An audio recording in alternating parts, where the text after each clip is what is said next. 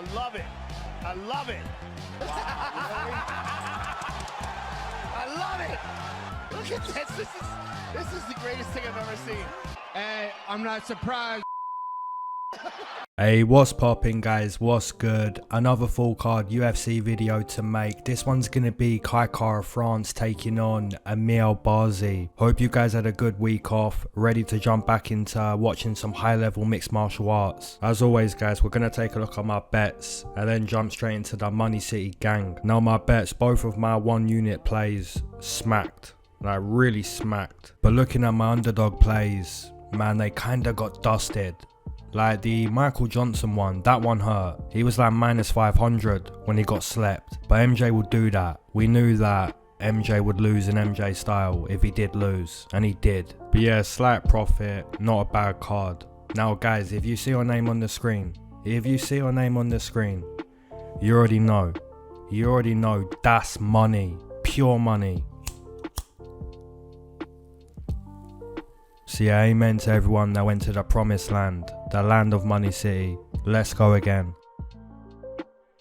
Alright, first matchup on this card, we've got Maxim Grishin taking on Phillipe Lins. Now guys, I don't know if you see it, but Maxim Grishin, in my opinion, he kinda looks like Edin Dzeko. If you know who Edin Dzeko is, please let me know if you see it too, or am I just tripping? But yeah, let's get into breaking down this matchup. Now guys, Maxim Grishin had a tough UFC debut against Augustus Gloop, Marcin Tybura, where essentially he was kinda bullied in the grappling. You know, the octagon control wasn't good. He was just kind of taught a lesson by a decent heavyweight in Marcin Tybura. He was also kind of clinched up a little bit by Antagulov and even taken to the mat by Antagulov, but the fight did end in a good way for Maxim. You know, able to tee off on a fatigued Antagulov in round 2, finds a nice stoppage. Now the matchup against Dustin Jacoby, in all fairness, this was a good effort from Maxim. You know, hurts Jacoby really bad in round 1, and Jacoby's able to work his way back into the fight, you know, gets his way back into the matchup. But yeah, the performance from Grishin, it was pretty good. You know, there's positives to take from a loss against a decent kickboxer in Dustin Jacoby. Now guys, against William Knight, obviously this was like one of the easiest performances that Maxim's ever gonna have. Now guys, on the flip side, Phillipe Lins kinda got off to a bad start in his UFC career. You know, outclassed by the constant footwork of the OG, Andrei Arlovski. Then he got absolutely dusted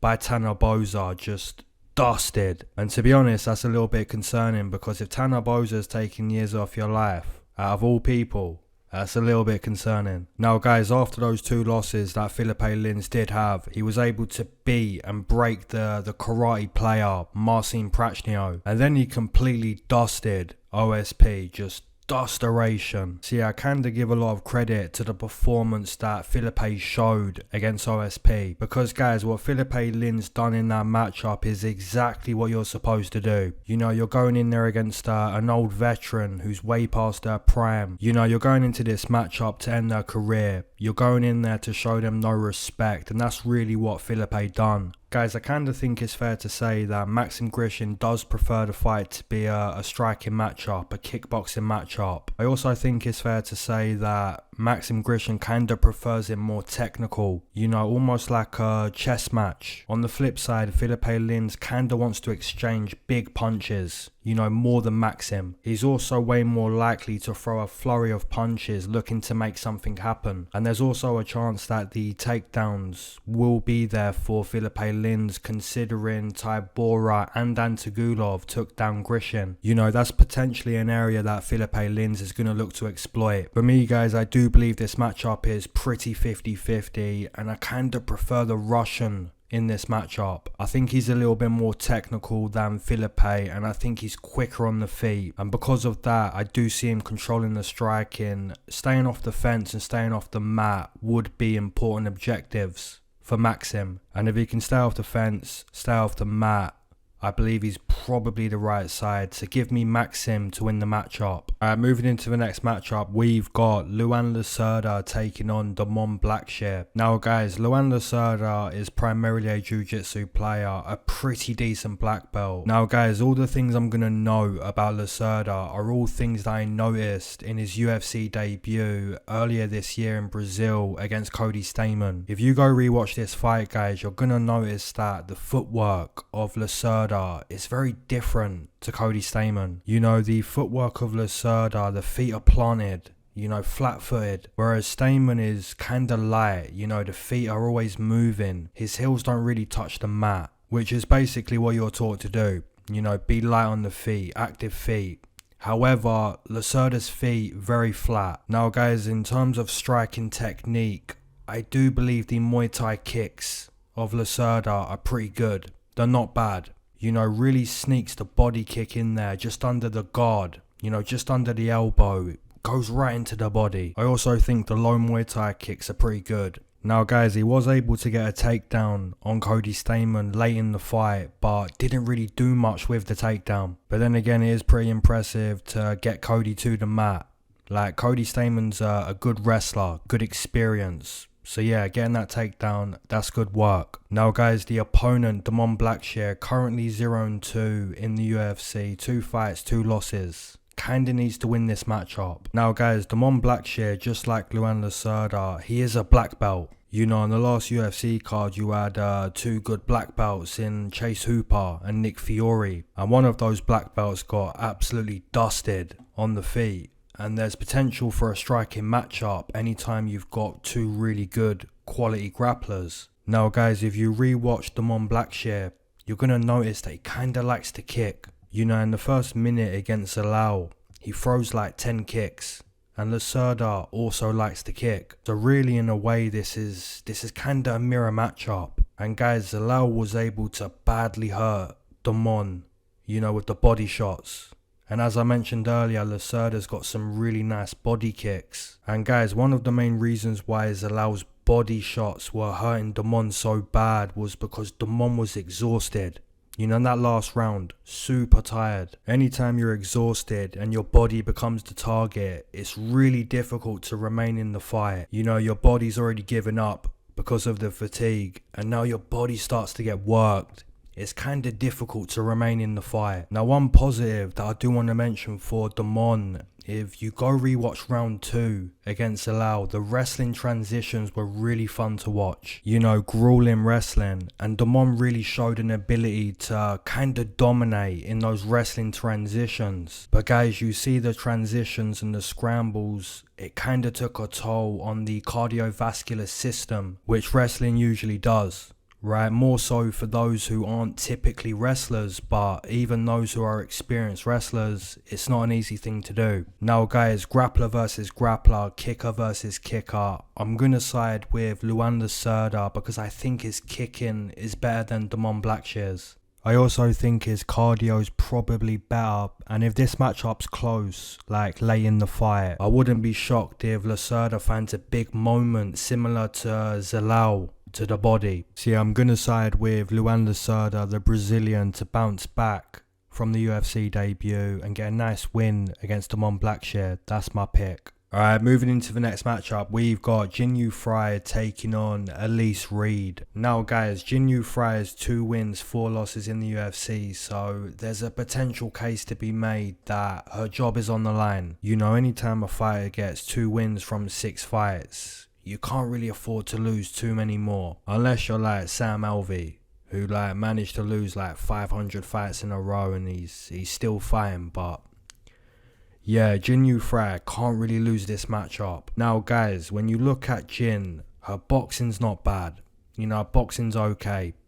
Her grappling isn't the best, but you've kind of seen her have success against Gloria Dapula. You know, took Dapula to the mat and just kind of dominated her with the wrestling, with the grappling. She was dominated by Loma, but we know that Loma's one of the best Muay Thai players in the UFC. Against Vanessa Demopoulos, initially it looked okay, but kinda got tired. She got absolutely dusted by Poliana Viana, which was kinda surprising. I had Viana as one of my underdog picks, but not in that way. You know, I was thinking Viana's gonna use some jiu-jitsu, use some kicks, but she dusted her. Now guys, on the flip side, we've got Elise Reed, who's primarily a taekwondo striker. In my opinion, I've always preferred like Muay Thai strikers compared to taekwondo strikers, but yeah, the kicks of Elise Reed, they're pretty good. However guys, when you look at the grappling of Elise Reed, when you look at the takedown defense, it's a major weakness in her game. You know, Sajara Eubanks just dusted her on the mat. Elise Reed has a win over Corey McKenna, but again, the takedown defense, it showed to be a weakness. Against Sam Hughes, I took Sam Hughes as a slight underdog. And in all honesty, like, Sam Hughes performed closer to like an 80% price tag. You know, closer to like a -400. She mauled her, out-grappled her, just dusted her on the mat. Like guys, she dominated Elise Reed so bad that if Leon Edwards was in her corner,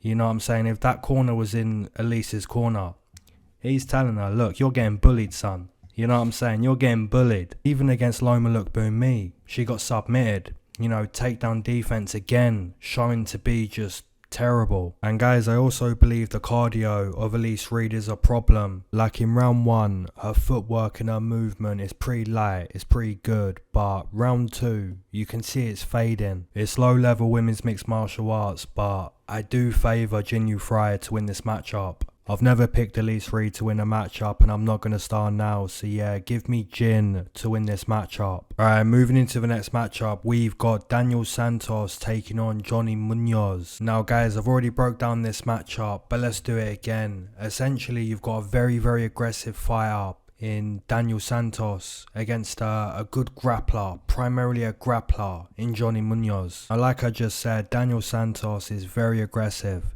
You know, basically shown to be a wild man, super aggressive, looking for a brawl. He's all about Muay Thai, but he uses it in like a really aggressive way.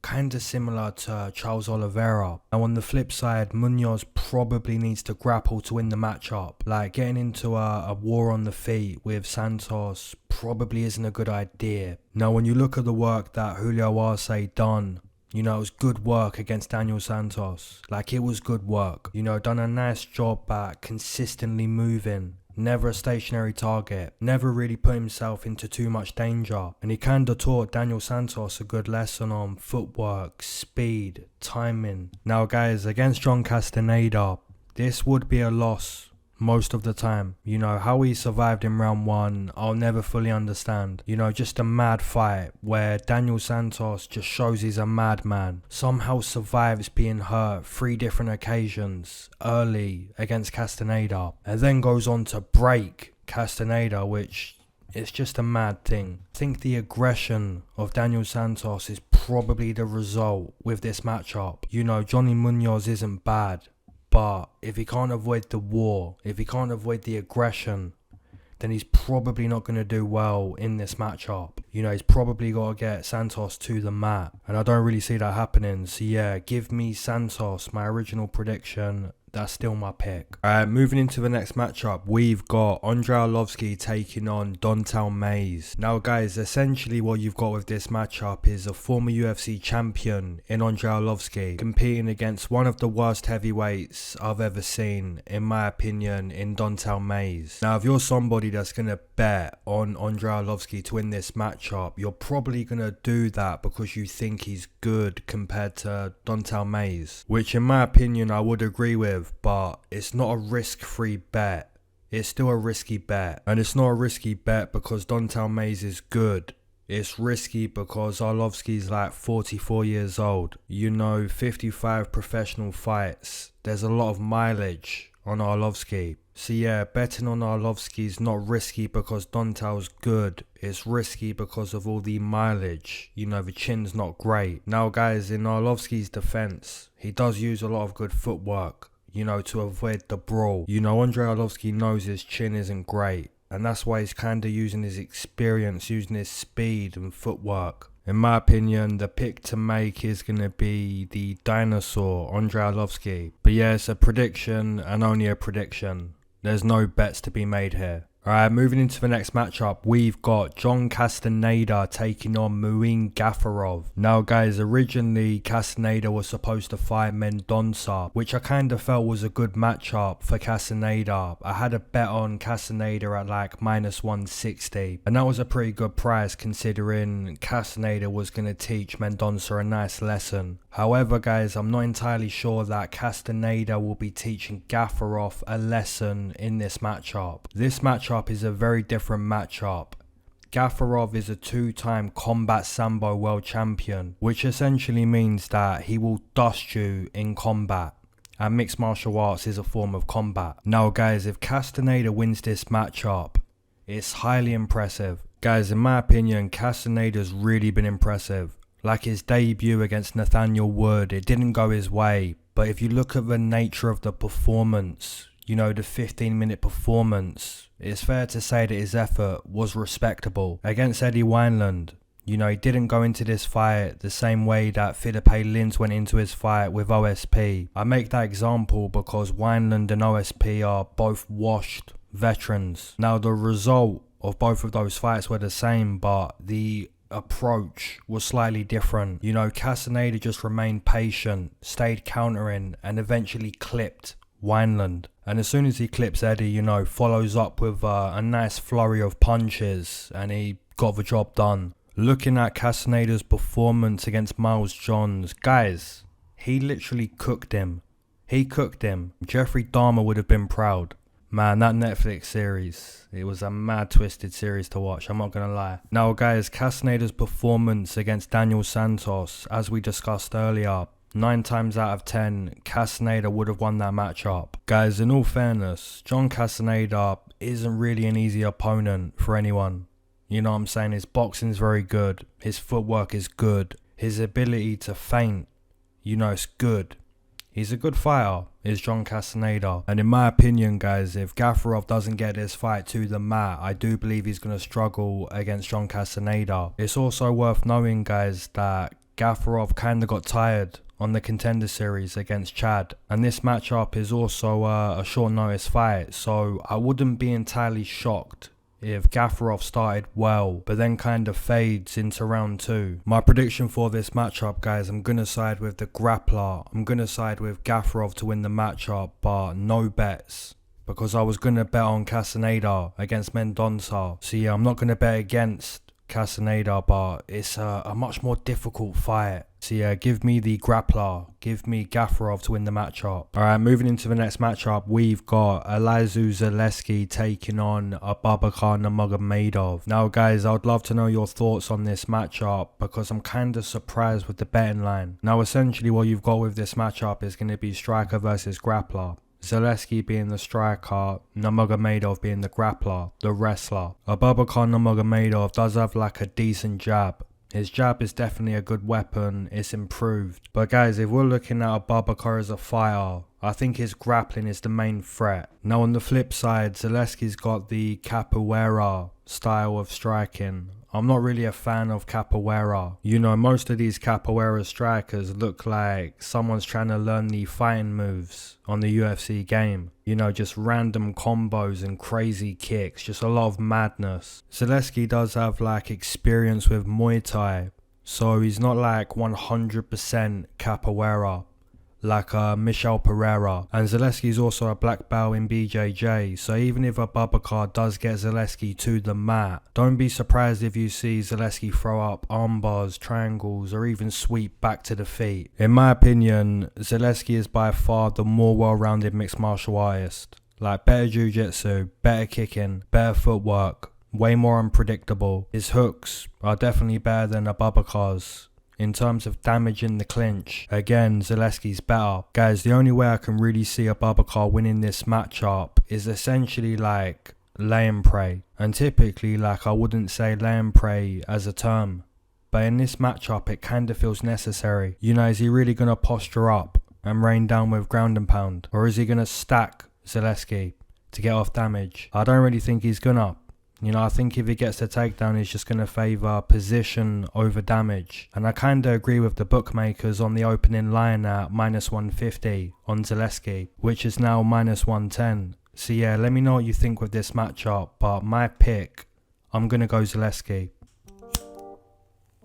If you waited to smoke with me, amen. If you've been smoking this whole time, double amen. If you're not a smoker but you enjoy the smoke breaks, that's always been a triple amen. Let's go. Now guys, as always, if you want all my bets on this UFC card, the only way to do that is to join my Patreon. Every prediction I make on this video is a prediction, it's not a bet. But if you want the bets that I'm personally going to be making, now is the best time to sign up. We've also got a really good Discord. Now guys, I'm a casual with NBA. I don't know about NBA, right? I know you hit the free, yeah, I know that, and I know about Chef Curry, and I know about Tyler Hero, but yeah, who's gonna win? I've got 2 tickets. Who's gonna win this? I kinda think it's gonna be Denver. I've been on Denver since the start, but Playoff Jimmy, hey, Playoff Jimmy don't mess around. He's for real. So yeah, if you're a fan of NBA, let me know who's going to win that bet. And let's jump into the main card. Let's go. Alright, moving into the next matchup, we've got Jamie Mullarkey taking on Muhammad Naimov. Now guys, Jamie Mullarkey is definitely a fighter that's gotten better. I wouldn't say he's like championship quality or anything crazy like that. But he's not an easy fight. You know, the main attributes that make up Jamie Mullarkey would be toughness, durability, cardio, determination, physical strength. You know, he's kind of like a junkyard dog that headbutts metal for breakfast. He's one of those. Now on the flip side guys, Muhammad Naimov is 8-2 as a professional. Obviously getting this matchup on very short notice, and it's going to be a difficult matchup. I did go back and rewatch Naimov against Colin Anglin on the Contender Series. Muhammad showed a good solid calf kick, good speed, but you could see he was visibly tired past round 1. Now guys, if Muhammad slows down against Jamie Mullarkey, that could be a major problem, because Mullarkey, like I said, he's a junkyard dog that doesn't stop.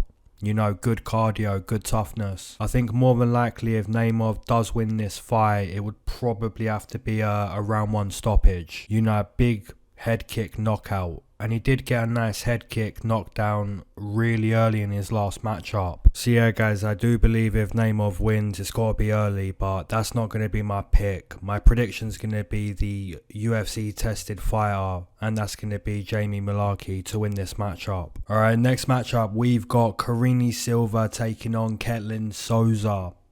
Now guys, this is a decent matchup. Low key actually looking forward to this matchup. Silva, in my opinion, has shown some nice work. In her Contender Series fight, she fought against an opponent that, how do I say this? I'm not going to get into the woke madness, the political correctness of what is or isn't a woman. I'm not going to get into all of that political stuff, because if you express your freedom of speech in a politically incorrect way, we know what happens. You know, your channel's going to get deleted, you're going to get some strikes. And the last thing I want is a strike on my channel for telling the truth. I don't want that. So as a law-abiding YouTube content creator, I'm not going to express my freedom of speech. But I will say this, Silva on the Contender Series had a very unique matchup. It was a unique matchup where essentially it was skill versus physicality, and the skill was victorious. The skill won. Silva then fought Poliana Botelho, where again her jiu-jitsu proved to be very good. You know, very skillful on the mat. On the flip side guys, Souza, her jiu-jitsu's good, her striking's good, and she's not a bad opponent. You know, it's a pretty good opponent. But in my opinion, I do believe Silva is better.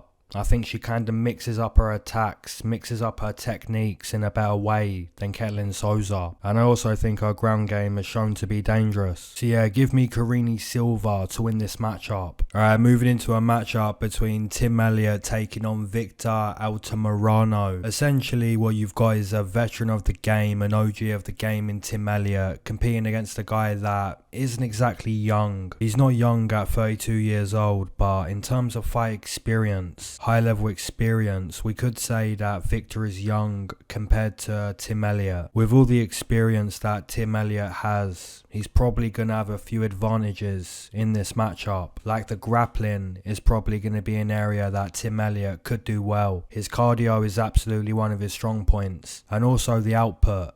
The output of Tim Elliott has always been a weapon. I do want to point out a couple weaknesses though on Tim Elliott. Guys, we know that Tim is a crazy guy. The variety of attacks, you know, the unpredictability. It makes him a crazy guy, but with the unorthodox attacks, the unpredictable attacks, it kinda makes him defensively bad, because his offense is his defense in a way, or really there is no defense in the game of Tim Elliott, which means there's going to be opportunities for Altamirano to land his best punches. And to be honest guys, I wouldn't be shocked if Tim Elliott got dropped, like considering your reactions are like the key thing at flyweight. You know, these guys are moving fast at flyweight, and we know that speed kills. So your reactions and your speed need to be good at 125. So defensively, I think Tim Elliott is pretty bad. But experience, cardio, output, grappling, all of those things are in favour of Tim Elliott. Now on the flip side, Victor Altamirano, this guy doesn't exactly have good cardio. You know, you see against Salvador, pretty tired in that matchup. I also think the striking of Victor is pretty wild. You know, dipping his head a lot against Salvador. So yeah, I don't think the cardio is good for Victor. I don't think his technique is good. I'm going to side with the veteran Tim Elliott to win this matchup, but I'm probably not going to bet this matchup. You know, there's something about an old flyweight that doesn't really get me excited to lay any money. But yeah, I'll side with Tim. Alright, moving into a matchup between Jim Miller, the OG, taking on Jared Gordon. Now guys, here's the thing about Jim Miller. He's old. He's super old, way past his prime. He is a black belt in jiu-jitsu and has a really good understanding of grappling, which comes from competing over 2 decades at the highest level. So of course an early submission will never be out of the question for Jim Miller. We understand his jiu-jitsu is really good. However, when you look at the cardio of Jim Miller, it's really bad. We know it's scientifically proven that as you age, everything declines basically. Speed, durability, reactions, cardiovascular system, central nervous system, it all declines. And that's basically what you've seen with Jim Miller for a while now. His low kicks are some of the most original low kicks that you'll find in mixed martial arts, like an OG of the calf kick. So look for Jim Miller to throw the kicks, and basically look for Miller to stop the fight early in round 1. If we're going to point out the best attributes of Jared Gordon, it's probably like his cardio, his wrestling, his competitive nature, his ability to just compete. And like I said, the cardio and wrestling are 2 things that really help Gordon compete. Jim Miller's got better jiu-jitsu, but Gordon's got better cardio. I think Jim Miller knows how to win fights, but he also knows it's getting increasingly more difficult to implement his experience for the reasons we just mentioned. So yeah, give me Jared Gordon to win this matchup. I basically think that if Miller doesn't get a round 1 stoppage, he's going to fade. And I think the competitive ability of Jared Gordon, the cardio, the wrestling, I think all of that together is going to be more than what Jim has to offer outside of round 1. You know, look at the work that Hernandez done, you know, for round 2 and round 3, just boxed his face. And I'm not saying that Jared Gordon is going to box him like that, but I am saying Jim's cardio is not good, and that's probably the main reason why Hernandez beat him up. So yeah, give me Gordon to win this matchup. Moving into the co-main event, we've got Alex Caceres taking on Daniel Pineda. This is quite a good matchup, guys, considering the recent form of both of these fighters. Like, Caceres has really been putting in some decent work. You look at the head kick against Rosa, a perfect head kick. Like, the head kick was very similar to Leon Edwards. You know, fake the left hand, raise the back leg, and boom. Now the opponent is connected to Shadow City. And Caceres has like the hands low, which is like a dangerous way to fight, because essentially you're telling your opponent, my chin is in the air, but you're not good enough to catch it. Now Daniel Pineda's coming off a nice win against Tucker Lutz. If you watch Daniel Pineda fight, you'll notice his calf kicks are pretty good. They're pretty powerful, and you'll also notice his right hand is powerful, and his jiu-jitsu is also very good. You know, it's a part of his game where you have to respect it. However, guys, if you look at the cardio of Daniel Pineda, it's not great. So if he slows down against Caceres, expect the footwork of Caceres to become even more noticeable. You know, expect Caceres to like control the striking even more if Pineda slows down. If Pineda wins this matchup, more than likely it's probably a stoppage. You know, he's probably got to stop Caceres if he's going to win the fight. But in my opinion, how can we really go against Bruce Leroy after that head kick?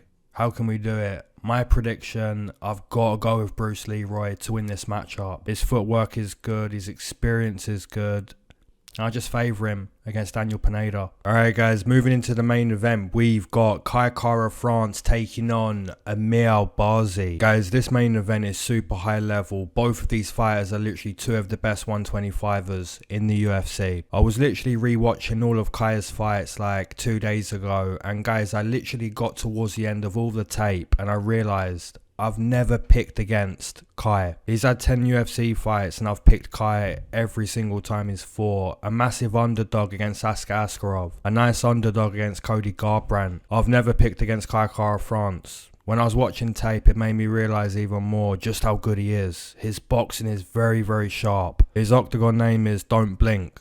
And that's not for no reason. You know, his striking is very, very good. His grappling is seasoned, his cardio's good. There's actually not any weaknesses in the game of Kara France. Now on the flip side, Amir Albazi is absolutely less proven. He's fought lesser competition, but he's got a good opportunity headlining this first main event against a really, really good Kara France. Now guys, Amir Albazi's got excellent jiu-jitsu. His cardio is very good. His wrestling is very good. His footwork, his jab, his ability to make good decisions in real time in the fight. It's all good stuff from Amir Albazi. Now guys, if he's going to beat Kara France, he's got to remain patient. Because like I said, Kai doesn't really have any weaknesses. So don't expect Kai to be like tired after 10 minutes. You know, you got to remain patient, remain in the fight, and understand that if you're going to beat Kai, it's probably a 25-minute fight. Now guys, if this matchup is mainly a kickboxing matchup, I do expect Kai to be in control. His striking is levels above Amir, but like I said, Amir's got good decision making. So if you're Kara France, you probably have to avoid frustration just like Amir. You know, you got to be patient too. Use your experience and kind of let Amir force bad takedown entries. You know, let Amir make the mistakes, which he hasn't done yet. You know, he's fought against lesser competition and he's not making mistakes. I do believe this main event is a very, very good main event and it's difficult to pick. But my final advice for this matchup, if you like Kara, I believe that's a pre-fight bet. If you like Kai, you bet that pre-fight. But on the flip side, if you like Amir, I think he's probably an in-play bet, because I do believe he's gonna maybe lose round 1. My official prediction with this matchup though, I've never picked against Kai. I've never picked against Amir. I'm gonna side with Amir Albazi to win this matchup. I think he's gonna be losing early, but I think his IQ, his wrestling, his jiu-jitsu, his ground game, I think that's going to take over more later in the fight. But I could be wrong. This is such a good main event. Alright guys, let me know how you're taking in the main event, your underdogs, all of that good stuff. MoneyCity comments, drop it down below. And as always, keep your eyes to the sky, never glued to your shoes. Peace.